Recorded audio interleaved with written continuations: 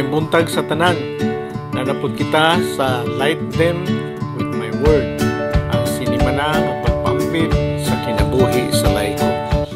Nini Ebanghelyo si Jesus gayo sa bungol o ang amang nga tao. Dili lang kay para makadungog o para siya makapaminaw o mabuhat niya. Ang tawag sa Ginoo kanatong tanan pagsangyaw sa Ebanghelyo ug maayong balita sa katawhan sa Dios. Mato kita sa Ebanghelyo. May balik si Jesus gikan sa Tiro ug Sidon ug miadto sa lanaw sa Galilea. Sa kayutaan sa Decapolis, gidad-an siya usa ka bungol ug amang ug gihangyo pagtapion sa iyang kamot. Kanini ang Decapolis, meaning napulo ka syudad, no? Mao man ning syudad nga ang ilang kultura sa Griego ilang gidala diha sa Decapolis, no? Og ngani makita na to sa istorya diha sa mga Hudyo, mas ang mga Romano mo kanana ang mopabor sila sa Griego kaysa mga Hudyo. Munang kanini siya Griego gini siya nga kanang kultura ilang kasagara nga ilang kanana ang gisunod sa mga Hintiles. Si Jesus nailhan na kayo diha sa nining Decapolis, no? Kaning Hintiles nga lugar. Kay nga naman nanamay yang naayo sa pipila kay gayon diha sa kanana nga lugara ngani ang iyang naayo kanang gipang yawaan, no? So mahibawan nato nga ang kanideng kanana ang bungol kanang common jud kaayo nga sila pod dili makaistorya og tarong. Alang-alang unsa may giya nila og di man lang makadungog. Dili man makadungog sila ug unsa pa istorya ug unsa nga sounds, no? Kaning pagtapion sa kamot nga hangyo kang Hesus, gidad-an siya og masakiton bungol ug amang. Sa Hudyo nga practice kani, no? Mao kani ilang ginabuhat ngani nasunod man nato hantod karon nga mag-pray-over ta o ngani ang atong simbahan mo gihapon makita nato, no? Kani gihangyo sa mga katawhan o sa verse 32, no? Gihangyo siya nga kumahimo itapion niya ang iyang mga kamot diha sa bungol o amang. Nga naman gidala kani siya sa iyang mga amigo. So matiala kita nga kinsa man ning mga amiguha nga iyang nagadala niya, no? Gwapo kay nga panag-ingnan nga gidala siya sa iyang mga amigo. So meaning close sila nga community, no? Ang ilang community day kanana ang naay panagambitay, naay panagtabangay, no? Gitabangan siya sa iyang amigo.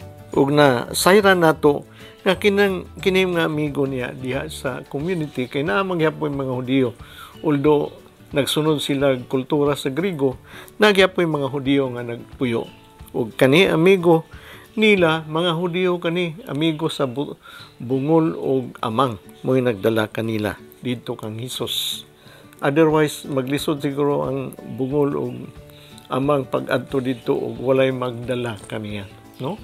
Ngani sa ato apod sa atong community kung nay atong masayran po diha sa atong palibot nga nagsakit, mura po kitag kanana ang gahuna-huna ug unsaon nato nga maayo pod ang atong mga silingan. Magpaambit kita og tambal, magpaambit kag suggestion, ato silang iampo og labaw sa tanan atong dad-on sila sa nailhan nato nga mananambal. Mao ni nahitabo, no? Ngani sa popular kay Jesus kay katong Syro-Phoenician woman, no? Nasa Syria o sa kanana ang diri sa ilahang lugar nagpuyo nga usa ka babae nga ingnan ni Hesus, no, nga nagpatambal ning hapa diha ang kiliran og nangayog kanang pakitabang nga ayuhon ang iyang giwaan nga anak nga babae. Unsay giistorya ni Hesus, ang pagkaon sa mga bata dili alang sa mga iro, no? So murag tanaw na to insulto, but gipakita lang ni Hesus nga kanana ang usa ka hintilis dili man gatuo sa Ginoo, ngano man taon nga kanana siya may hangyoon pagpatambal. But then ingon ang Ginoo, ang ingon ang babae nga master ngani ang mumho nga sa pagkaon sa mga bata ug mahulog diha sa salog kanon mangani sa mga iro. So yun ang ingon na si Jesus nga pagdadako ba sa imong pagtuo. So karon ang imong anak naayo to diyang anak. So diri niya siya nga lugar, kanini siya nga kanang account sa ebanghelyo, no? So sa versikulo 33, gilain siya ni Jesus sa pundok, meaning ang amang ug bungol. Gilain siya ni Jesus sa pundok. Gikulkog ang dalunggan ug gihikap ang dila sa tudlong gilawayan. Unya miyahat siya sa langit ug midaghong. Giingnan niya ang tao, ipata. Sa ato pa maabli ka. So, unsa gibuhat ni Jesus, iyang gitaral, iyang gidala ang ato ang bungol ug amang ug gidala niya dito sa daplin para siya tambalan. So unsa may pasabot ini kung tan-aw nimo, no? Gidala niya dito daplin para dili maulawan ang usa ka masakiton, no? Kay pribado biya ang atong sakit. Gusto ba day nga ibandilyo ang imong sakit nga amang ka o bungol ka. So iyang gidala sa daplin ug iyahang kanana ang gistoryahan, no? Iyang gidayalog ang usa ka tawo, no? Diha sa pag-obserba sa mga katawhan, baga ang katawhan gasunsuno ni Jesus. Sukad pa ni nga gipakaon ang 5,000 nga katawhan. Gani dili lang 5,000, 10,000 dito, apil bata o mga asawa, babay. Kay lalaki ra may istoryahan sa 5,000. Just imagine nga sunod-sunod sila. Ang ilang tuyo, pag base mag-distribute na po pagkaon o ikaduha kaning pagka-osisiro sa mga tao nga gimilagruhan ni Jesus usa na ning bungol ug amang, no? So para istoryahon siya sa kahilom, maka istorya ang Ginoo maghatag kaniya og kanana ang pagpanambal para walay kanang distraction, dili sila madisturbo sa baga nga tao, no? Muna na ang giunsak mo, no? Iyang gikulkog, no? Gikulkog niya ang dalunggan. Unsa man pagkulkog, dili kamot iyahang tudlo, gikulkog. O iyang giablihan ang baba o kanana ang gilawayan niya ang kamot o iyang gibira o gihikap ang dila. Tuod man ang amang og bungol nakaistorya, no? Kung tanaw nato sa atong kagulingon, unsaon man sa Ginoo pagtambal kita, unsaon man nato pod pagduol sa Ginoo ug magkinahanglan kita nga tambalan, no? O ayuhon niya. Nga ni gwapo ni kay community gyud ang nagdala sa amang ug bungol. Hawot kita o imbitahon kita sa usa ka community, members community para kita patambalan. Dili ba kuli sa ato magpatambal o pribado ka ita, no? Dili nato ipakita sa ila nga masakiton ta. O si Jesus ang magtambal sa ato, no? Asa ta niya istoryahon diha sa kanang isolate kanang kitara, no? Kay dili gusto sa Ginoo maimbaras ta sa ato ang mga sakit. Private na ato ang mga kanang balatian. But unsaon nato siya paghangyo? Di ba ihangyo nato faithfully sa ato ang kaugalingon, pagtaan sa atong kaugalingon, paghatag sa atong kaugalingon, pag-offer sa atong kaugalingon. Kung wala siya, walay kaayuhan sa ato ang balatian, no? Ngani ang ato biyang kasalanan usahay na ay kalambigitan sa ato ang pagkamakasasala, no? Munang ang Ginoo mo ayo kanato, mo atiman kanato diha sa pribado nga pamaagi. Sa verse 35, nablihan ang dalunggan sa tao ug miluag ang dila, maayo na kaayo siya ang iyang sinultihan. Dayon gidid-an siya o sila ni Hesus sa pagsugilon ini kang bisan kinsa apan tungod sa ilang pagdili misamot silang panugilon. Busa nakurat ang katawhan, nakaingon sila. Giayo niya ang tanan. Nakadungog ang bungol o nakasulti ang amang. So, brothers and sisters, unsa may but-pasabot ani? So, kanina nga reading karon, ang Ginoo nag-ayo sa usa ka tawo nga buta, bungol o amang, nga nag-istorya sa atong ebanghelyo, nga nagkita nga nagpakita sa imahen nga ang ebanghelyo giproklamar ang katawhan sa Ginoo, kanana ang gitagaan og paglaom nga sila maayo sa ilang mga kasakitan. Labaw pa nga sakit ang but-pasabot sa Ginoo niini, no? Kay karong panahon na daghang kayong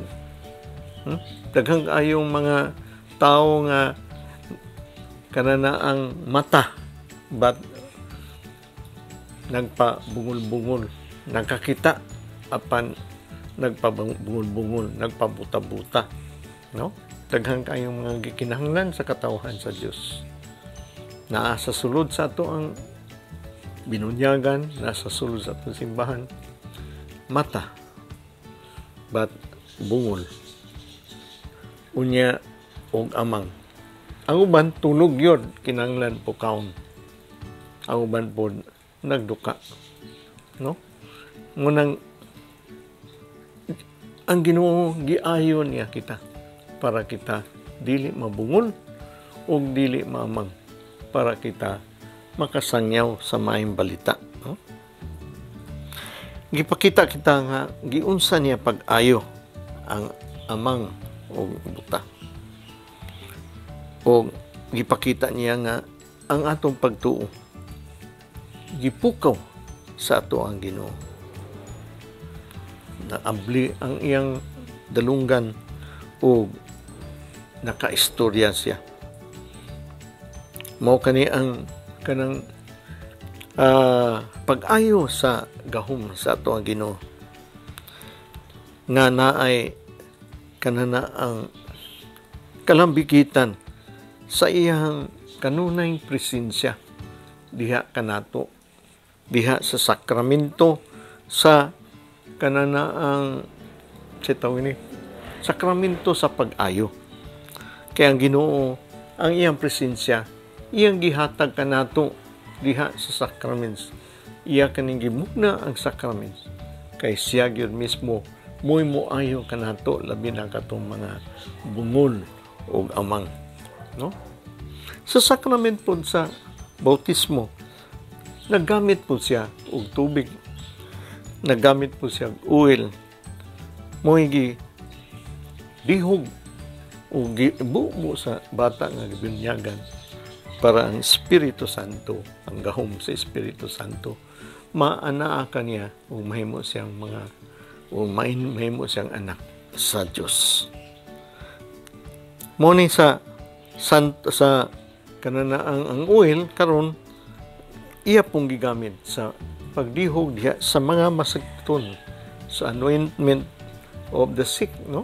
Kanana ang sakramento sa pag-ahyo sa mga masakiton.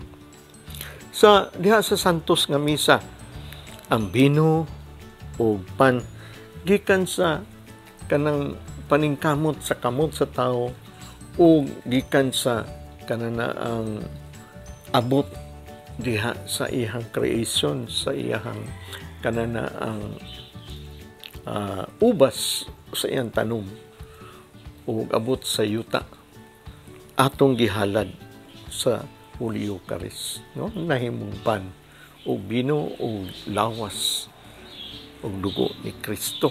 So naa diha ang Ginoo presensya kanato. So kita de sacramental people nga nagtuo nga ang grasya sa Ginoo iyang gipakita diha sa mga physical nga sinyales, mga simbolo o physical nga galamiton nga iyang kanana ang gidihog diha kanato, gibubo diha kanato, gipakaon diha kanato para naa siya kanunay mag-uban kanato, no? Naa diha ang iyang pag-atiman, pag-amuma kanato, pag-ayo kanato diha sa ato ang komunidad. So naay parallel, no? Naday kanana ang kalambigitan ang pag-ayo sa bungol o amang diha kanatong tanan karon panahon na. Ngani mabati nato, no? Na dili nato masabtan ug ayo ug unsay ipadangat ni Kristo sa ato ang kinabuhi, labi na diha sa iyang pulong, labi na diha sa iyang mga buhat nga tawag nato nga balaanon nga kinabuhi kay kita nagpa bungol-bungol mata dako bat nagpabungol-bungol aw ban nagduka-duka aw ban wala na gayud natulog na. Nadungog lang nato but kadaghanan nato nagpabungol-bungol kay wala kita maminaw. Ang atong mga dalunggan nagkinahanglan nga kulkugon sa Ginoo. Haykapon ang atong mga dila. Gamito niya ang tanan para kita makadungog o makasangyaw sa maayong balita. Mo nang iyang gilawayan ang iyang tudlo, iyang kamot o iyang gihikab o gikulkog sa ato ang dalunggan. Ma-observe nato ni brothers and sisters o kita makaistorya, no? O kita magproklamar sa maayong balita sa kaluwasan.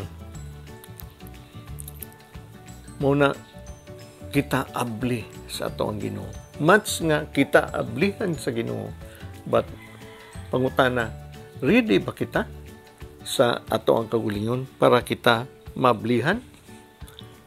Ngani naana kini, iyan na ni gipamulong sa sakramento sa bunyag. Kung tanaw nimo ang rito sa pagbunyag, naadhay pagampo o pagampo diha sa atong mga dalunggan o sa atong mga baba, no?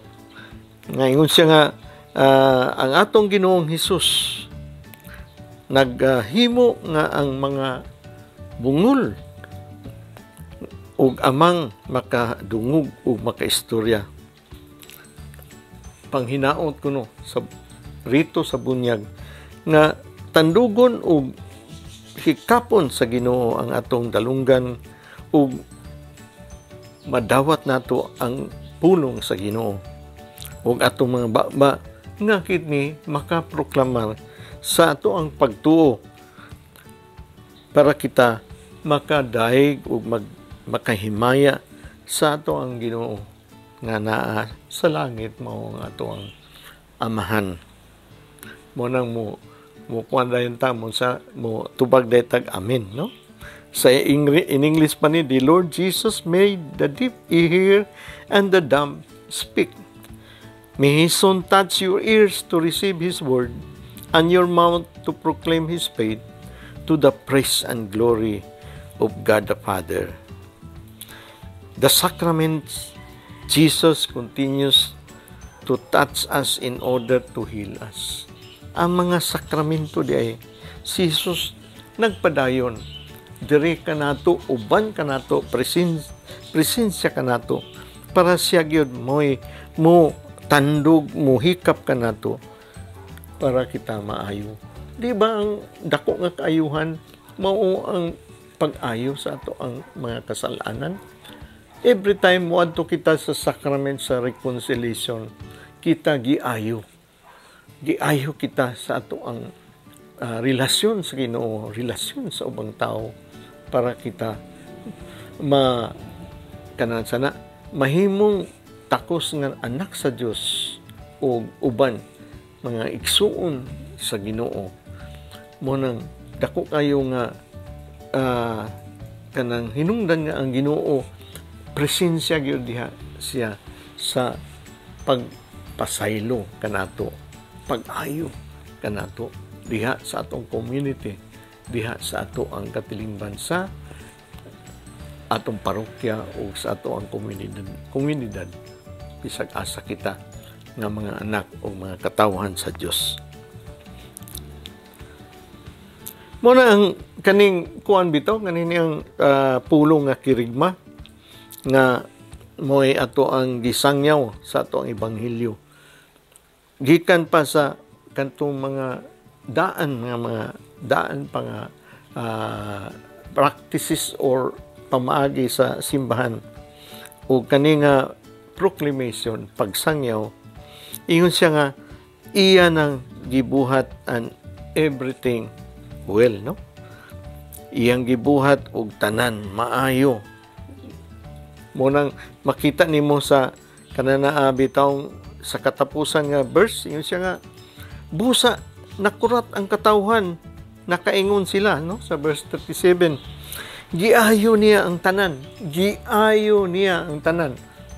Kung na biya ang usar ba kabuk buta, usar kabuk bungol og amang, but giayo niya, but iyon siya giayo niya ang tanan, nakadungog ang bungol ug nakasulti ang amang, giayo niya ang tanan.